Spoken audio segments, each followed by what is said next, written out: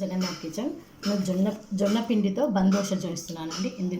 ముందుగా జీలకర్ర, ఆవాల, పసుపు వేసి దీన్ని విధంగా తాలింపు పెట్టుకున్నానండి. ఈ తాలింపు మిశ్రమంలో చూడండి, క్యాబేజీ, సన్నగా తరిమిన క్యాబేజీ,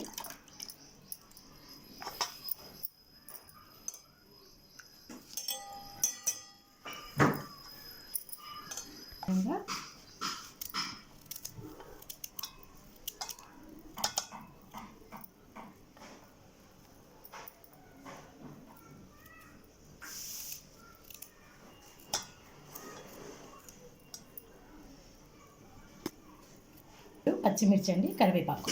మీకు ఎక్కువ కారం కావాలనుకుంటే ఎక్కువ కారాన్ని వేసుకోండి. కరివేని ఇందులో కొంచెం సోడా అండి,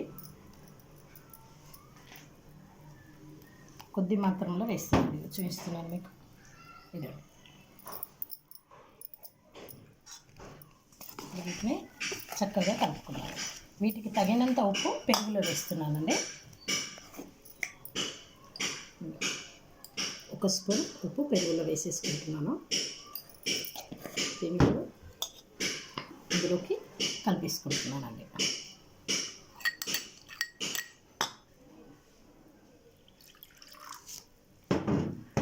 చూడండి, కలిపేసి ఒక 5 నిమిషాలు ఇలాగే దీన్ని రెస్ట్ ఇస్తానండి. అయితే పిండి ఉబ్బి చాలా బాగా వస్తుంది. చూడండి, ఇందులో పసుపు ఎందుకు వేసానంటే పిల్లలు తినేటప్పుడు ఈ కలర్ నచ్చుతుందని వేసానండి. ఇవి చూడండి, మొత్తం నీళ్ళు పడతాయండి. చేసి అందులో నూనె పోసి పెట్టుకున్నానండి.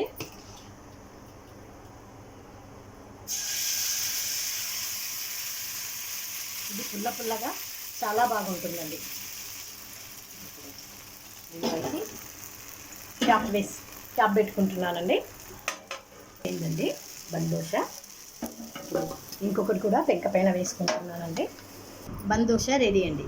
ఇలా ముకుల్లో కాకుండా పెంక పైన కూడా వేసుకోవచ్చండి. మీకు చూపించాను కదా, ఒకటి పెంక పైన వేస్తున్నానే టేస్ట్ భలే బాగుంటుందండి.